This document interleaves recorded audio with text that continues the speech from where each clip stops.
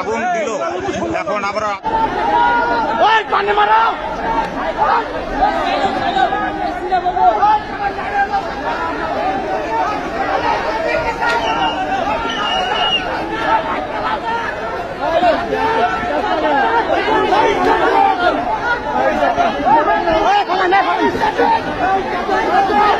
আগুন দিল।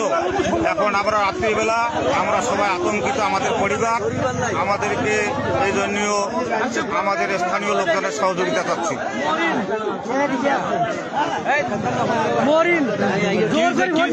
আগুন লাগাই দিছে, ভোট দিব না বলে